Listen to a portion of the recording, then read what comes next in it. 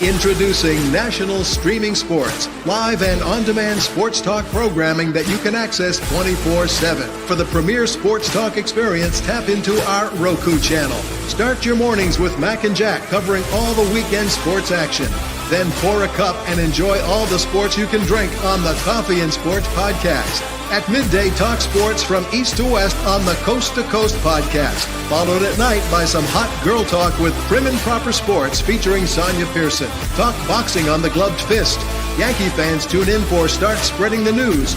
And there's more on the College Sports Huddle and Sports Scope with Robert Butler. There are 20 podcasts in all and 70 weekly shows giving us a 3.4-star viewer rating. To find us on Roku TV, search for National Streaming Sports on the Roku search bar. Click on the logo and you're in. National Streaming Sports, live and on-demand sports talk for America. Welcome to Glove Fist. Yes, Jack, and we're back. My name is Frank Lotierzo, part-time writer, full-time observer, joined by former six-term president of the Boxing Writers Association of America, Jack Hirsch. And Jack, you were away last week. There's a few things to talk about. Did the BWA hand out their awards yet? I think I read something on Sweet Science. I'm glad you mentioned that, Frank. It's April 30th, okay? It's going to be 9 days from today. It's going to be at the Edison Ballroom in Manhattan, April 30th, 2 days before the big Times Square show. Alexander Usyk, the 2024 Fighter of the Year, is going to be there. That's pretty cool.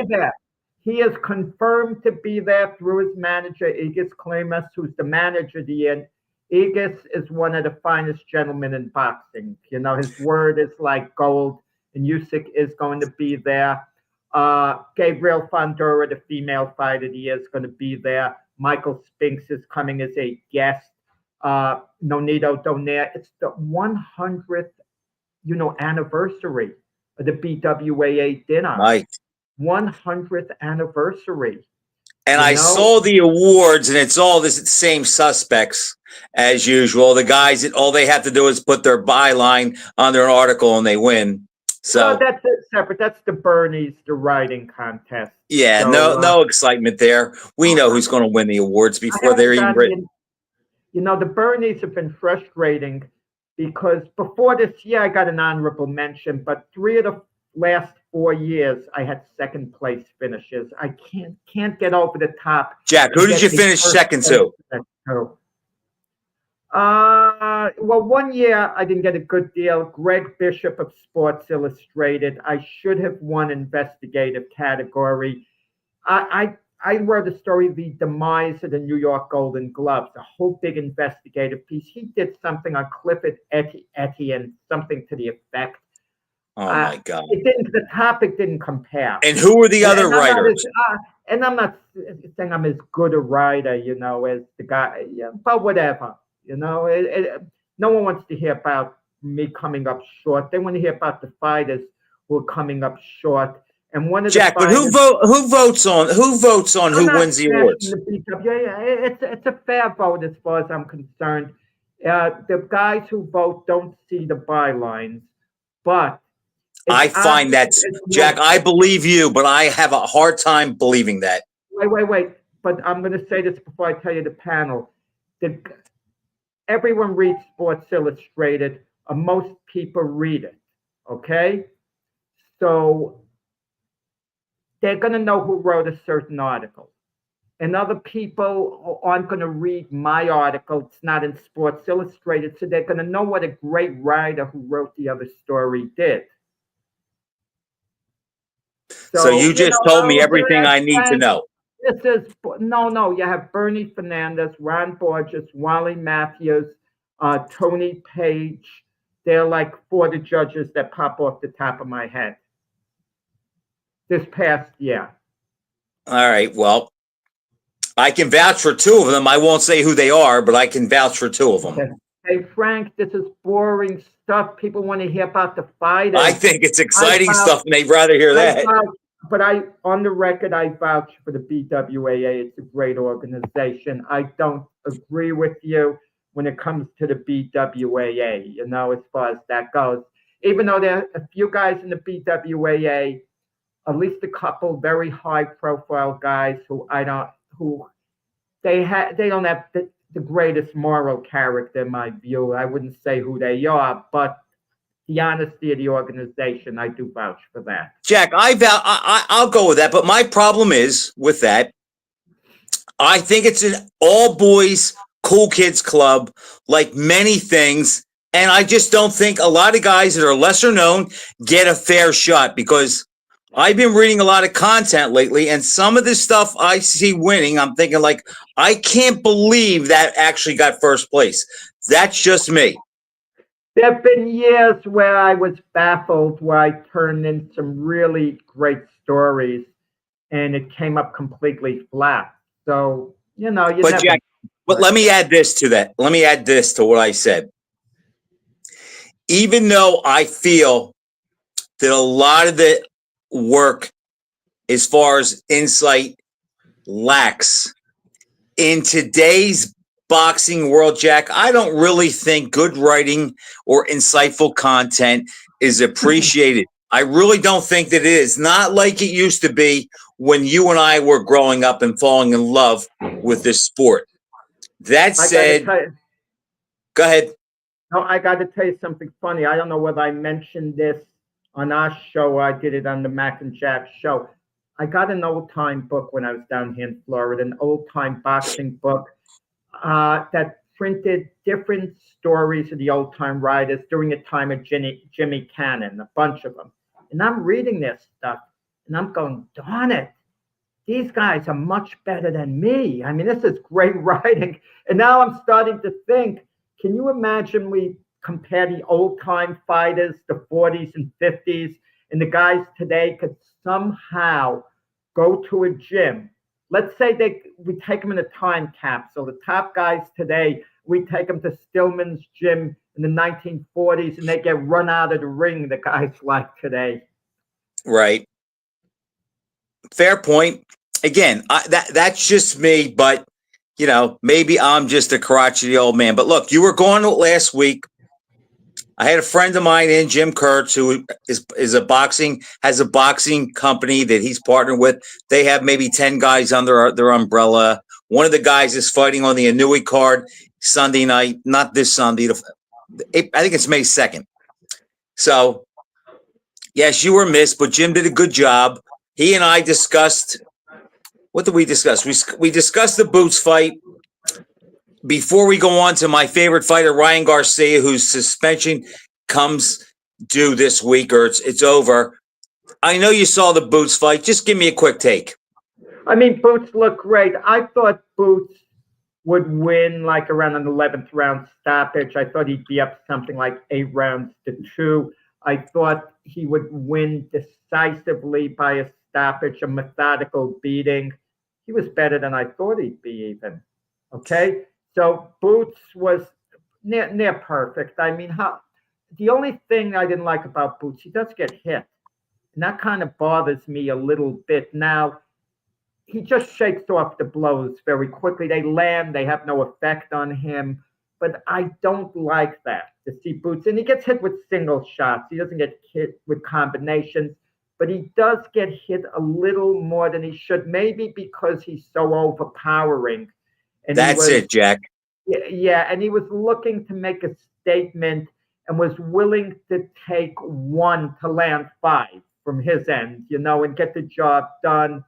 I can understand it, but sometimes these habits could carry over and to a little bit higher level of competition. You wonder if you put him in with a prime Terence Crawford, a guy who could really fire back with bad intentions, multiple shots, one after the other, and isn't going to be hit that much by Boots. You kind of wonder. But this version of Terence Crawford, look, I don't think he ever fights Boots, No, they'll never fight. If he loses to Canelo and comes down in weight, it won't be the same Crawford. It'll be a statement fight for Boots if that happens. Jack, Boots gets hit but I have two things on that. One, he gets hit because, like Leonard, like Hearns, like Crawford, he's looking to win by knockout and do damage and hurt his opponent. And in order to do that, you can't lay back and counter like Mayweather or Whitaker. You have to be assertive. And if you're assertive, I don't care who you are, you're going to be hit. What bothers me is I see in Boots, I'm not sure he has a great chin, and I see some of the shots do bother him. I don't think he has like a Hagler like chin. That could be a little bit of concern, but for what's out there at the top level, I don't think anybody at 47 or 54 touches him. If Crawford came back to 54, I would pick Crawford to beat him. But as you said, they're never going to fight. So I look forward to Boots' next fight. I think he's going to be the betting favorite, whoever he fights for the next couple of years. We'll see about that. But talk about Frank, my you gave me a favorite. great idea. Before we get in Ryan Garcia, I have a homework assignment for you, Frank, because you gave me a great idea. You specialize and you beat it to death on the swarmers. You love the swarmers. You keep talking about the swarmers, and you do a good job with it. So kudos to you. But I have a new category that I think you like. Okay, I do come up with them like you once in a while, like the coolest fighters ever. You like that when I came up, Sugar Ray and Smoke and Joe. This one is up your alley, perfect, and no one can do it better than you, including me. The shutdown fighters. There are very few fighters who shut opponents down. It's not their attack. Two of them come to mind in Mayweather and Whitaker. They shut guys down. That's what they specialized in. Okay? It doesn't mean they would have shut down the greatest of the great. That's Right. well debatable. How many fighters, we got to think throughout history, were strictly shut down artists, nothing else. That's what Mayweather is. It's not his offensive attack. He just shuts down an opponent. And we'll do that, Jack. But two came to my mind as soon as you said that, and they weren't until you named. So I can add them to the mix. Bernard Hopkins, Andre Ward. Didn't Andre Ward fight a little more wide openly than them? Hopkins, I see, yeah, is a shutdown type guy. He shut you down moving forward. Whitaker. I think Bernard and Andre are a lot alike. And even though Ward is a great counterpuncher, I think he's another guy that can take away whatever your best weapon is. Okay, just a thought, and Ali was too versatile. Of course, you could say Ali shut you down the first coming with his movement, but that was different. I'm not talking about a guy who jabs and moves it's in his attack. But okay. Would you consider Jimmy Young that? Yes, absolutely. Okay. Jimmy Young at his best would shut a guy down. And Chris Bird. Right, Chris, but they wouldn't dazzle you with combinations of blows and flurries. They just, in a subtle way, they just shut They get you out of position where you can't do nothing, and they can do a little bit to win rounds. A little bit, yeah. You do nothing at all. They're doing a little bit, and they're keeping ahead. And they win rounds. Absolutely, yeah. I just thought. What's Ryan Garcia, Jack? He's not a shutdown fighter. No, Ryan Garcia. I'm going to tell you, the 1 year off. I don't know how dedicated Ryan Garcia is away from the gym. I have to assume he's worked hard. I have to assume that, and the first fight when he was acting erratically, you thought it was an act. I didn't think it was an act. I just thought Ryan Garcia's young, flaky, whatever. I don't think he has a bad heart. He's not a criminal getting into, problems outside the ring. And, he's returning after the 1 year suspension. I have a problem with the steroid use, as you do. I didn't have a problem with him coming in overweight and Haney saying, well, I made the weight, you didn't. You thought it was unprofessional. I thought it was warfare because Bill Haney was talking about his son wanting, killing Garcia. He says, look, I'm sending him out to kill Garcia. Do what you have to do. When you do that, that crosses a line. When you say you want to kill a guy, take his life, you might say, Frank, it's just to get inside his head, this and that. Maybe it's so, but there's got to be a stopping point, Frank. There's got to be a stopping point of things that you just can't say. Otherwise, everything goes.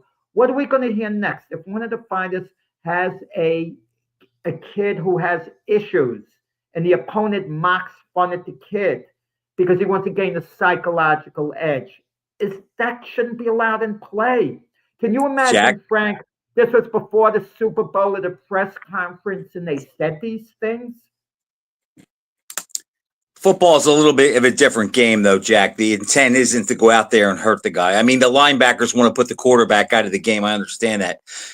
I disagree with you regarding Haney. I don't care what anybody says, what any athlete says, what any fighter says. Their words, they can't hurt. What Garcia did by coming in over the weight against the guy who killed himself to make weight. And there was a great article on Boxing Scene by Timothy Bradley about what he went through to make weight a few times. And I have much more of a problem and find more fault with Ryan Garcia's behavior than I did Haney's behavior. But Jack, it just goes to show, I'm looking at the schedule now, and Ryan Garcia, of that 3-bout card that has Garcia, Haney, and Teofimo Lopez. And remember, of those guys, Lopez has the best win, but yet Ryan Garcia is the main event. Ryan Garcia is the biggest name. We have to look at all the big names. Teofimo is a nice name, but Teofimo never took off like the star he should have been after he beat Lomachenko. Well, he wasted that win. There's no doubt about that. I mean, yeah, and the way he was promoted. And then he lost. And then he lost to Kambosos. It all, was bad. He should have been one of the big stars in boxing.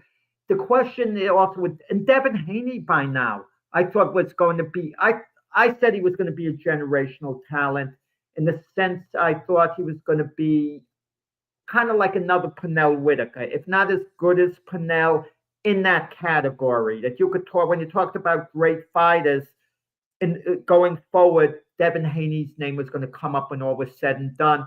And I know you're saying, well, there's still possibly time for that to be done. Nah, he might win a couple of more titles. I'm not saying he won't. No, I think that ship sailed, Jack. That's not going to happen. And we don't know what he has because he has not fought yet since the Garcia fight. And I'm sorry, even though Garcia came in overweight and maybe there was some illegal substance that helped his performance, the bottom line is Haney still was defeated and beaten up in that fight. And we don't know what kind of baggage that's going to carry. Right. But getting back with the weight, Haney didn't have to accept the extra money and go through it to fight. Garcia came in 3.5 pounds over the weight. Haney could have said, no, I'm not fighting. You didn't make weight. What happened in the rematch that was supposed to take place with Michael Spinks and Eddie Mustafa Muhammad? Michael Spinks didn't go through with the fight. His trainer, Eddie Futch, said, look, you work to make weight. He didn't. Mustafa Muhammad's going to be in a good frame of mind, strong. I don't have a good feeling about this. And they didn't take the fight. Okay? He could have done well, that was smart management on Spinks' part. But the Haneys wanted the extra money. They were so arrogant and sure they'd beat Garcia. Okay, so he has the 3.5 pounds. We'll beat him. We'll get the extra money. But once you accept the extra money, don't come back and complain about it later. Okay. See, or maybe you do that, Jack, so you have the excuse. Yeah, well, fighters always. He could have that. That could have been his parachute too. And if he wins, he looks even better because he beat him when he came in over the weight.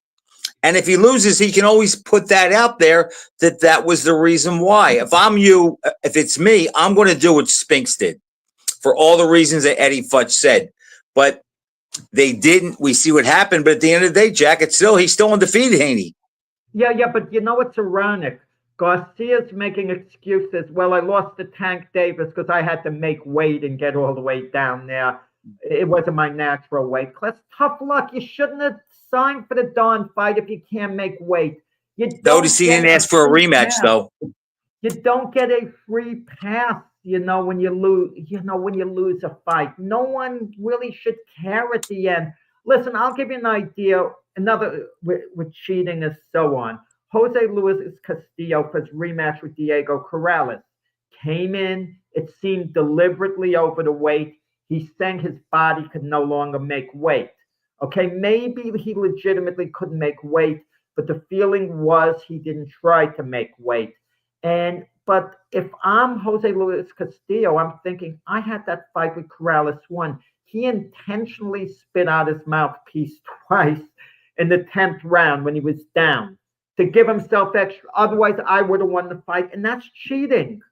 That's my rationale. He cheated, manipulated the rules. If he manipulated the rules, I'm going to get away with what I can get away with. Jack, at that level, that happens. Did you ever hear of the channel? It's called the Vice channel. No. Okay. They just, a couple months ago, they did a special where, who was it, Belichick or Brady? They did a special, why was Brady, then why was Belichick? And then the third one, they brought the experts in and they decided, they made their choice. They're doing a thing now, it's called Grudge. And they've only done 4. Kobe and Shaq, Clemens and Piazza, Favre and Rodgers, and the Red Wings and the Avalanche. And I watched all 4 over the weekend. And it harkens back to what you said, Jack. When it's a rivalry and the world is watching and there's so much on the line, whether it's legacy or money, the guys at that level, Jack, they'll take whatever they can get. And I think that just flows all the way down to all the sports at the elite level. They'll take whatever advantage they can get. Castillo did it. Corrales did it in the first fight. And Mayweather did it against Marquez, but he got away with it. And like, sometimes it's worth the money. Mayweather was fine, but he knew that. Pardon me? What did Mayweather do against Marquez? He came in over 144 and paid the fine. He came in at 146. It was a catchweight fight, but he knew Marquez wasn't going to go anywhere because it was the biggest payday of his career. Okay, well, but Marquez didn't have to. Marquez, I never recall him complaining about the weight. He never did. Fight. Well, no, right. I think he mentioned it a little bit afterwards. Fine, but he got paid. Fine. But that's fine if Haney didn't complain about the weight. That's fine. Good. But complaining about the steroid use is another thing. You know, there's no way to know a guy tests positive, okay? If you're clean and someone else isn't, you have every right to complain because you went into the fight, you know, not knowing that. But the result was overturned. So in a certain sense, you got justice as far as your record went. Haney's still unbeaten. But let's be honest about it, Frank. Emotionally, we think of it as a Garcia win and a Haney loss. That's our mindset. That's my mindset. He may be undefeated, Jack, but we saw him get beat physically, and that didn't leave him. Same thing like with the Bo Galata fight. Bo won both fights by disqualification. But emotionally, we remember Galata beat him up twice. That's our mindset, you know? And I think the records aren't that important in those situations. I think records are only important at the end of someone's career. You could say, well, they're unbeaten, this or that. But I don't think when they're fighting, records mean much. I think people forget. Even Tyson Douglas, if they were able to overturn that, fortunately they weren't. We would have remembered Tyson, you know, getting exposed in that fight, you know. Absolutely. But with Garcia, all the guys on that Times Square show, I think he has the easiest fight with Raleigh Romero. They supposedly sparred a lot. Romero has a so-so chin. The only thing Romero has going for him, he can punch a bit. He's got a good left hook. And he was competitive with Tank Davis till he got nailed in the 7th round. It really was a close fight. He fought the fight of his life. I think he got inside Tank's head a little bit with all his bold talk. You know, I know you might think, how can you get inside of Tank Davis's head? But I think Tank was. He's only human, Jack. Of course you can get inside his head. Yeah. Jack, of those 3 fights, Garcia, Romero, Haney, Ramirez, and Lopez Barboza. Now, look, full disclosure, I haven't seen a whole lot of Barboza enough to go totally out on that fight as far as where he ranks of the three of them. But I think that Haney, and I'm talking the opponents, I think that Haney, I know Ramirez may be a little long in the tooth, but I think his style might give Haney trouble, and I think he has the toughest night in front of him. Well, I think the fighter who can make the biggest statement of all of them would be Haney. Okay, Garcia is expected to beat Romero, Raleigh Romero. He has to win by impressive knockout. He's expected. So if he does it, he's doing what's expected. Barboza has 11 stoppages in 33 fights. That tells you enough that he's not a puncher. And we saw his fight with Jack Catterall. Close fight. He deserved the decision, but it was a close fight. And Lopez is more talented than Catterall, which Teofimo Lopez shows up. If he's a Teofimo of a few years ago, yeah, he's going to win, I think, with room to spare. And that's what I suspect is going to happen.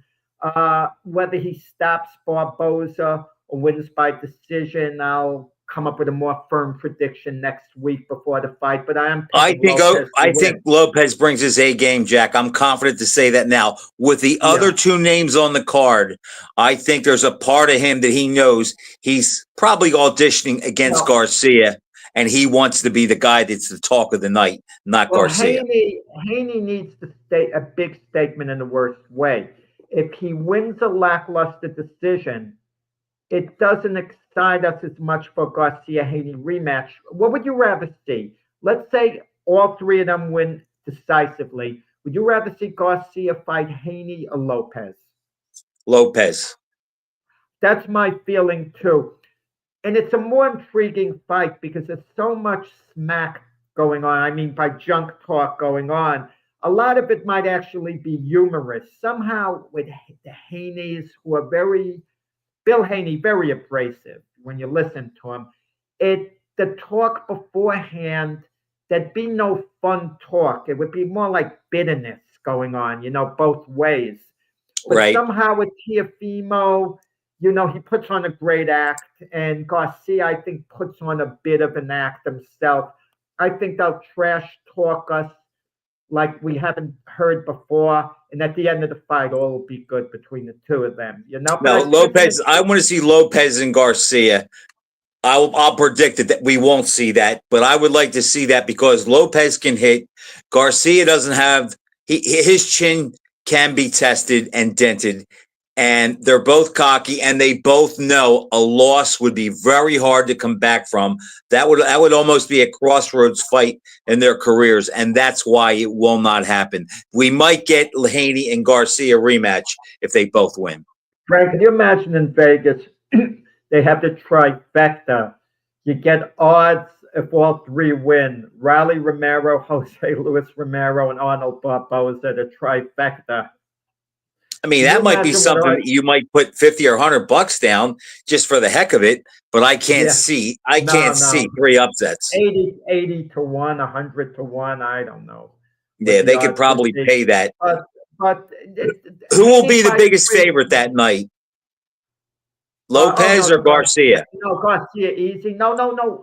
Teofimo's in with a live opponent. Yeah. Barboza is good. He can fight. Raleigh Romero is ordinary. Israel, I forgot who the fighter was. Oh boy, the Venezuelan fighter. Stopped him in 10 rounds. I think it was. I know who you mean. I can't think of his name. No, Isaac Cruz. I'm sorry, Isaac Cruz. Jack, who is televising that card? It's a pay-per-view event. The Zone wants us to get the bundle. They said you get the Canelo fight the next day. Yeah, Canelo's fighting, William Skull. Who knows? But I'm going to tell you what's going to happen with one of these days with Canelo. And it is going to happen. If he's avoiding the top challenges, one of these days, one of these guys like a William Skull is going to turn up out of nowhere and beat him the way a Nino Benvenuti beat a Carlos Monzon. It's just going to happen. He's going to keep picking his spots, and one of these. Well, he's going to have to get knocked out like Benvenuti did. Well, no, he could lose on points. They get They're to not stay going to give in. Canelo. They're not going to give a no-name a decision against Canelo. It happens sooner or later. It catches up to all the All greats. right. They keep getting the decisions, and yeah. Canelo's been pretty quiet. Crawford's been talking a lot. I love Terrence Crawford, Jack.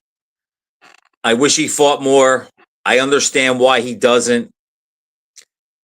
This I'll is tell such a. you, Go ahead. Frank, I love this. I called one of my boxing friends. I needed to talk to him something business.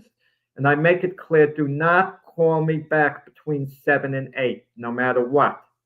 You call before He just called you 7 back. or after 8, just call now. That's boxing. That's the I've mentality. had I'm that not going to tell you who happen it is. countless times. A good guy, smart guy. I left a clear message.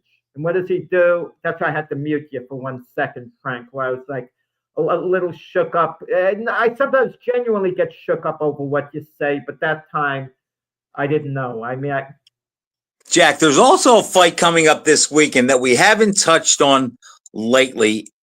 I'm not that excited about it, but it's big across the pond, and that's the Eubank Jr. Conor Benn fight.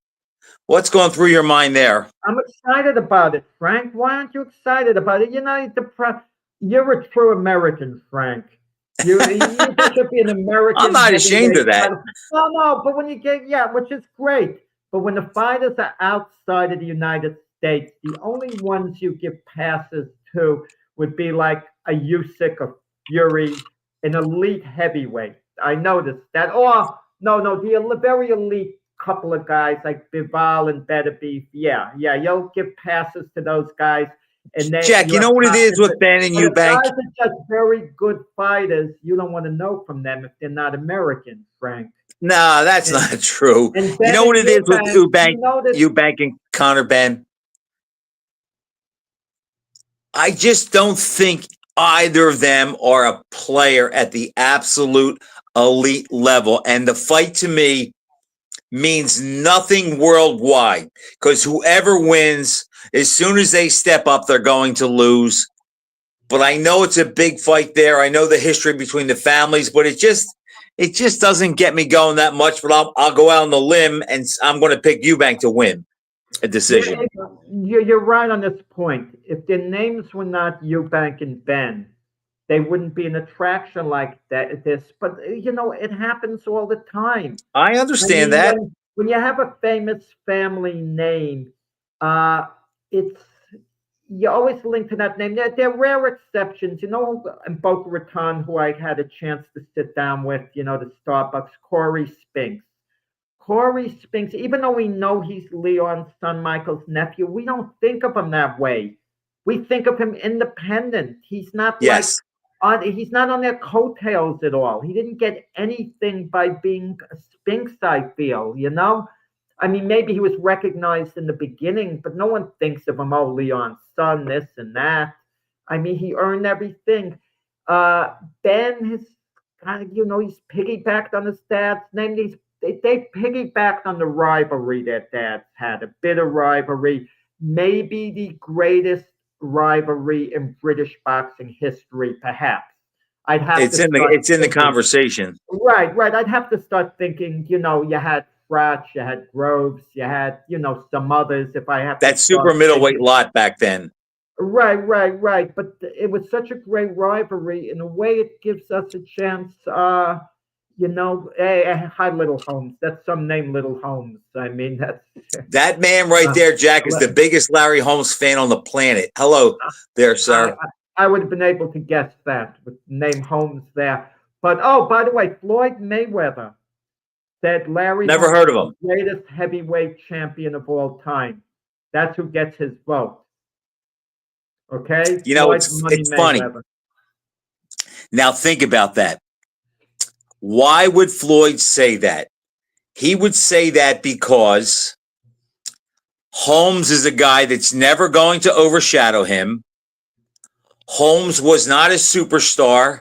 He was more of a workman-like guy, but yet Floyd could look at him as a fighter and appreciate his technical prowess, his jab, his fundamentals, and how good he was So it's not like if Floyd says Ali or Tyson or Foreman, they're huge stars. That adds to their aura. He may be a little insecure about that. Larry Holmes picking him is actually there's a motive for that. I'm not sure if Floyd really believes that. And I think I saw his top 5, and he had Holmes as the best heavyweight. Yeah, you know what's coming out recently, and I heard even Stephen A. Smith alluded to this about Floyd maybe having money problems. Now, normally I don't like to talk about something like this with fighters with their money. It's heartbreaking if a guy loses his money. But and I hope it doesn't happen to Mayweather. Don't get me wrong, not at all. I wouldn't snicker, smile, but the guy is always flaunting his money all the time, flaunting it, flaunting it, flaunting it. So now if people are talking about it, even De La Hoya was talking about it. I don't know whether you saw Oscar's Clapback Thursdays ever. I told you to check I've seen it out, clips of it. I always forget to tune in. Oscar's funny. They do a funny presentation, I got to admit. So Oscar was alluding to it. Floyd owed money to a jeweler was suing him or this or that. And Floyd is showing us his flock of cars and this, unless it's all an act and he didn't really. Jack, a lot of people that have a lot of money are slow pay too. Some of my most wealthy friends, you know what? They're millionaires and they are called by bill collectors. So it seems that people with a lot of money, they don't like to part with it. It's just hard for me to believe a guy that's probably made close to $700 million could be broke. And I've been told that he's a good investor and he buys things that he can sell and get, cash value for. He buys high-end cars. He gets the unique ones that hold their value. I understand he has a lot of real estate. I don't think we'll see that happen. Yeah, I hope not, but I'm just saying. And he's tight with Warren Buffett, who I heard does give him financial advice. Yeah, and I don't think he takes the advice if you're going to buy all those cars and this. That could be. But Frank Warren, super middleweight. The name escapes me the second. Who fought the draw with Carlos Adames? Okay, on that big show from Saudi Arabia. He's fighting my favorite fighter, Edgar Berlanga. Okay, they're going to be and it's actually a test, for Berlanga. Because Frank Warren had some big plans. Yeah, look that name up. It's just I'm having this brain cramp with that. But Frank Warren had big plans for this fighter before the Adames fight. And this fighter came up flat in that fight. Didn't show. I remember I forget the fighter's name. Right. But now he fights Berlanga. Berlanga lasting the distance with Canelo leads me to believe that Canelo might actually lose to William Skull, as crazy as it seems, because Berlanga can't fight. I mean, when I say can't fight on an elite level. That's what I mean. But if you want to tell me Berlanga's a little better than average, I'm good with that. But there's a big difference between being, a B student in a regular college and then wanting to go to Yale or Harvard, and say, "Oh, I'm going to keep an A average." Berlanga could be better off of that fight, though, Jack, because he didn't do bad in that fight. He had a couple of moments. Well, in which fight against Canelo? But it shows me that Canelo, I thought this a few years ago, was declining. He kind of fought that off in the Charlo fight, which I thought he looked good in, actually, the Charlo fight. He got in good shape, showed a lot of bounce. I know Jamel Charlo was a lot smaller, but regardless, I want to give credit to. I disagree with him being a lot smaller, but I know what you're saying. And if Canelo's that guy against Crawford, there's a path for Crawford to beat him. Let me tell you also, we talk about fighters with a feeling of entitlement. And I think one of the fighters who's starting to annoy me with a feeling of entitlement, believe it or not, would be David Benavidez. You get this feeling like he's owed all this. Okay? Did you hear what Mike Tyson said about him?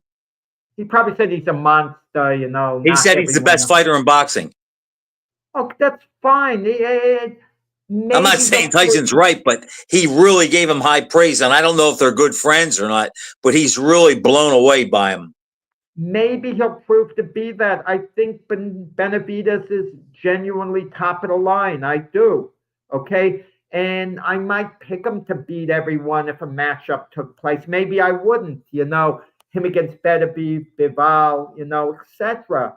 But the point is, for getting the WBC title, these unified titles are complete nonsense. Don't give them any credibility. Now we're hearing, oh, Usyk is fighting Daniel Dubois to unify the title. Like, what? Didn't Usyk unify? Didn't he beat Usyk's everyone the out there? champ. He beat Dubois. He beat Dubois. He's got to do it again. It's stupidity.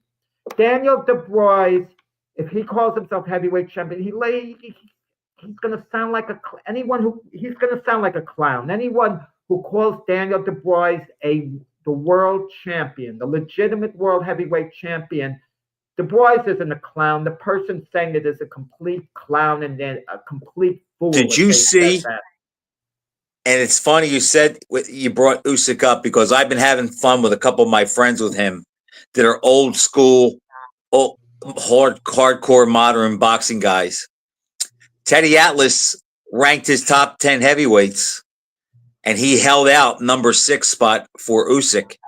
And I teased a friend of mine who's a big Joe Louis and Muhammad Ali fan. I says, if Usyk retires undefeated, in the eyes of the younger fans, he's going to be nipping a lot closer at the heels of Ali and Joe Louis all-time ranking to these younger guys than you ever want to believe. But if he retires undefeated, he beats Dubois and say maybe he fights one more time and he beats Parker and he ends up 25 or 26-0, Jack, there's going to be a case to put him in the top 10 because they're going to say, well, Holyfield, a lot of people have him in the top 10 all-time heavyweights, and he's not undefeated. Well, numbers work against the modern fighter. You just used the number 25. I saw a post, who would win between Archie Moore and Michael Spinks? You can't compare the number of fights they had. That's what the problem is. If Archie Moore fought in Spinks' era, he would have had about the same number of fights. Maybe he wouldn't have been a touted Olympian, so he would have had to fight more in the beginning of his career. I don't know. But 25 fights, they would look at that, the number, and say, well, did he fight that much? Sugar Ray Leonard's kind of given a pass, not having He covered a lot of ground in 40 fights. Right. I mean, and we saw how great, the naked eye told us how great Sugar Ray Leonard was. And I think the same applies to Michael Spinks, Jack. He had, 32 fights? Yeah. Who did Teddy have third? I know he has Lewis 1, which is legitimate, no complaints, even though I have Ali first. He had Lewis 1, Ali 2. I think he had Jack Johnson third. Now, how does Johnson come number 3? What the heck did Johnson do? Not in my mind. Know that. Matt Fleischer rated Johnson the greatest heavyweight champion of all time, but Nat Fleischer, rated all the old timers like that ahead. He had Joe Louis number 6. He had Bob Fitzsimmons, the 3rd greatest heavyweight of all time. When I was a kid, I called up the Ring Magazine offices and I got Nat Fleischer on the phone. I'd make a pest of myself. And I said, Nat, who do you think would have won a fight between Joe Louis and Bob Fitzsimmons? So Fleischer hesitated, actually, like he was never asked that question before. He says, I think it would have been a close fight, but I think Fitzsimmons would have edged him. Then I called Dan Daniel up, the associate editor, who is more of a modern guy, even though it's Fleischer's age. He said, don't listen to the old man. Lewis would have murdered him. And it's funny, Jack, think about it. Lewis was in 72 when Fleischer put that list out. Lewis had been retired a long time, so it's not like Fleischer didn't see him like in 72. In 72, Fleischer caught a lot of slack because he did not have Ali and Frazier in his top 10, but he didn't see their entire careers. So he kind of gets a pass there, but he saw all of Joe Louis. Fleischer passed away in June of 1972. He saw the best of Ali, pretty much. He didn't see Ali in Zaire but let me tell you, or the Thriller Manila, but let me tell you this. How would he be able to put Ali in the top 10? Because number 10 was Rocky Marciano, and you know how unpopular that would have been. So if he puts Ali in the top 10, Marciano had to exit. Fleischer's ratings were this. 1 Johnson, 2 Jim Jeffries. Jeffries was a dominant heavyweight champion. If you compare era to era, you could make an argument he belongs, that he was as dominant in his era as anyone, okay? Number 3, Bob Fitzsimmons, which doesn't make sense to me. Number 4, Jack Dempsey. Number 5, Jim Corbett. Number 6, Lewis. Number 7, Sam Langford. Number 8, Gene Tunney. Number 9, Max Schmeling. And number 10, Rocky Marciano. So you mean to tell me if he was going to slip anyone in the top 10 had he lived, Marciano would have to exit and he'd leave Schmeling in? Well, that's what he said, Jack. He goes, what do I do? He goes, am I going to put Frazier there? He said he couldn't do that. And now he lost, so he said he couldn't do that. But had he seen him beat Foreman, you could say Ali, his prime was 64 to 67, but he had his best wins in the 70s. He had Sugar Ray Robinson rated not as a welterweight, as a middleweight, the 5th greatest middleweight in history. And he had him, what, 3rd or 4th at welterweight? No, he didn't have him that high, as I recall. You'd have to check into that. I don't think he rated him as a welterweight altogether. I think he took a pass on that. I'm not certain. Okay. Okay. Jack, here's my thing. And as I get older, I live and die by this more. Look, we saw the films of Joe Louis. We saw the films of Robinson. We saw the films of Marciano and Dempsey. We can talk about those guys thoroughly. But to me, Jack, if you didn't live through the era, and it's the same thing I go back to, you know, the guys that today think Mayweather was better than Ray Leonard, and they're the same guys that think LeBron was better than Jordan. And what I say to them is, you can't speak with impunity unless you live through both eras. I did.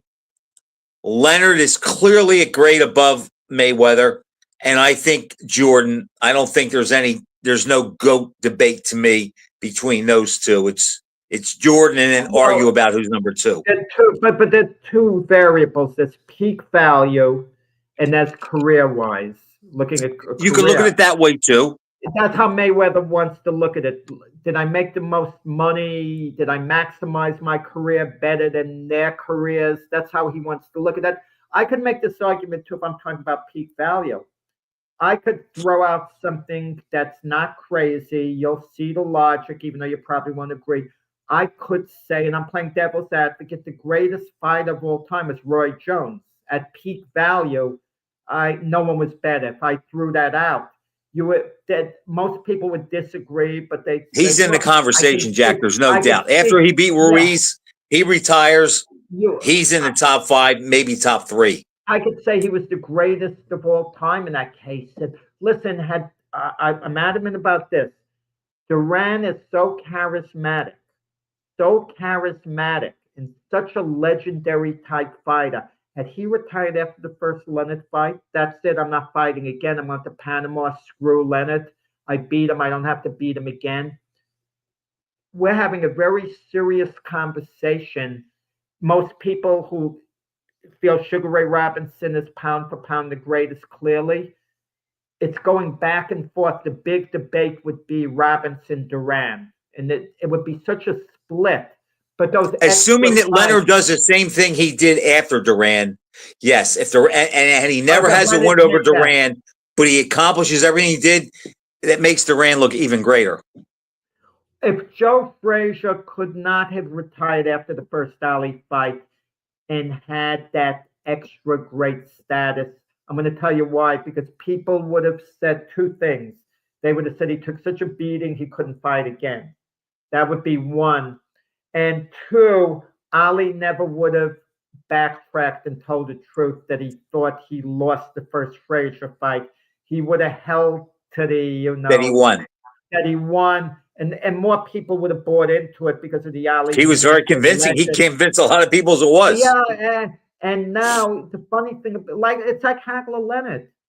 It's 50-50, whoever you speak to, who they think won. Well, we both feel Leonard won the fight. We know Leonard won the fight in all probability. It's all subjective, but it's hard to see a clear path to Hagler winning. Right. So many people think Hagler won that fight, Frank. So many people. Is it because Leonard didn't beat him up? He just outboxed him? I think most people don't score fights like you and I do. We score fights. I think they watch fights. If you watch a fight as one big fight, one big round, as if you're watching a movie. Right, then you can make a good case for Hagler. Look, I was speaking to this lady after the Hagler Leonard fight. An older lady. She didn't know anything about boxing, but she watched the fight. She saw it on replay the first time. And she says, "Oh, I don't understand how that guy Leonard could say he was the winner. The other guy was chasing him all fight, going after him. But that's hard from her lens, to see it. But we break it down. We scored round by round, and what could I say with that? Yeah. So, well, what was I going to say, Jack? Oh, shoot. I forgot what I was going to say. Madison Square Garden's making a comeback here. I mean, even though the fight June 2nd is Times Square, that's going to be by invitation only, Frank. That don't, anyone looking to attend that show at Times Square, I wouldn't advise they, just show up unless they have an accommodation beforehand. Supposedly, about 300 people are watching, and I put in for media credentials. I might not even get them. I don't know what they're doing. Someone told me some members of the media are going to have to watch it from a building, looking down at the ring through a window in an office building. See, they don't take care. The frustrating thing with boxing, Jack, these days is it's so hard to get a hold of the fight. The older guys like us, I'm not good with the technology. And it's like when there's a good fight and I want to see it, we're willing to pay for it, but it's almost impossible to find. And then like they're being that way about the Madison or the Times Square card. It's like they just don't do anything to help themselves out. I know you wanted to talk about Dana White. Maybe this is a good segue. Maybe he'll change that. No, I didn't really want to talk about Dana White. I mean his impact on boxing. Listen, from my sources and what I hear, okay, the promoters, and this links on to Dana White, are getting a bit edgy about his excellency. They're kind of feeling they're used. Guys like Bob Arum are now saying about Dana White, who's his excellency's main guy, to put on these shows and the pay scale, that what are the UFC fighters going to think Arum's saying when they see the boxers getting paid so much more? I don't know how Dana I'm not sure it's a good thing. I've had the wait and see mindset, but I'm not convinced Dana White is a plus. No, it remains to be seen. I mean, I'm not enthusiastic about Dana White coming on board. I saw the pay scale he wants to pay the fighters. Does he really think it's going to get to the point where the Canelos are going to be fighting for $500,000 a fight? I don't think this so. This is the UFC. Oh, the Dana White's going to think, no, we got to sweeten the pot up to $2 million a fight. And Dana White's not going to be able to get a monopoly on the sport because there are other promoters. They'll be signing fighters. Someone has to develop the fighters, to get to a certain point. And Jack, people forget, Dana White is the president of UFC, the Ultimate Fighting Challenge or Championship.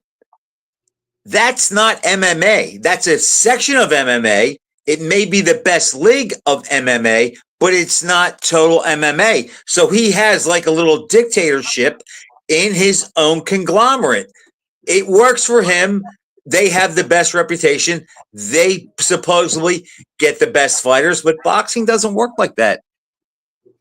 No, and I think he's going to find that out because the Eddie Hearns, the Frank Warrens, the Bob Arams, the Al Haymans are going to be kind of working closely together.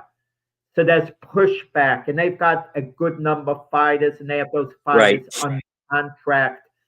But but they're doing things behind the scenes. I heard with His Excellency to try to kind of get the other fighters to come on board with them away.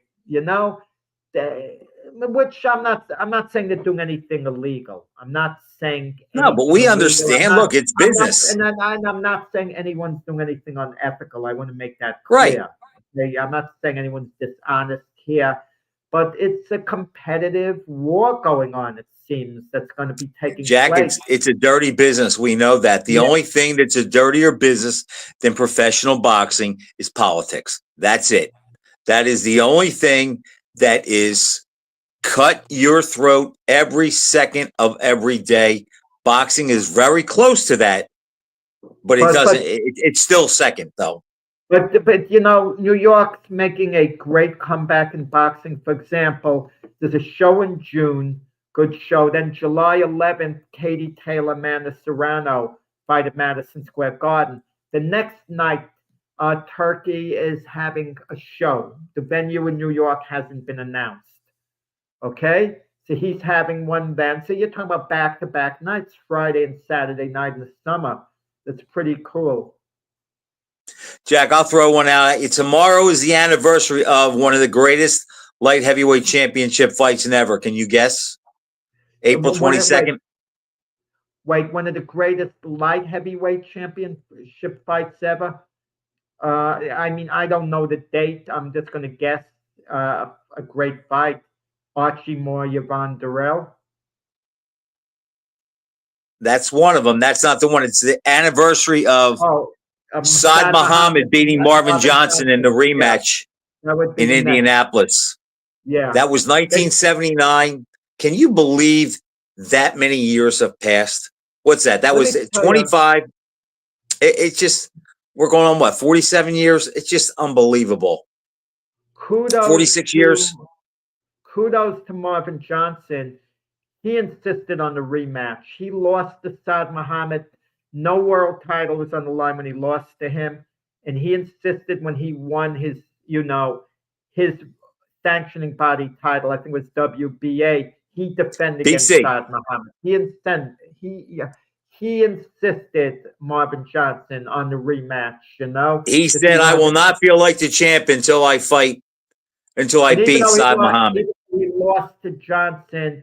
He kind of validated himself to Saad Muhammad. He validated himself as a true champion by taking the fight and fighting a heck of a fight, fighting courageously there, too. Jack, I don't know how much Marvin Johnson made in his career, but I know this much. He was underpaid. Yeah, well, Marvin Johnson was an Olympic bronze medalist in 72. And the reason that's a segue very quickly because we're running out of time.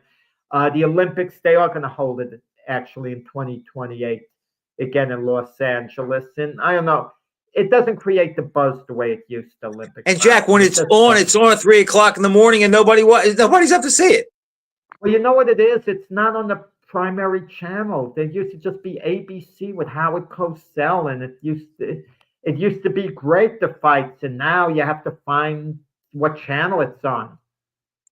Olympic boxing is really, it's just not on the radar anymore in America, it seems.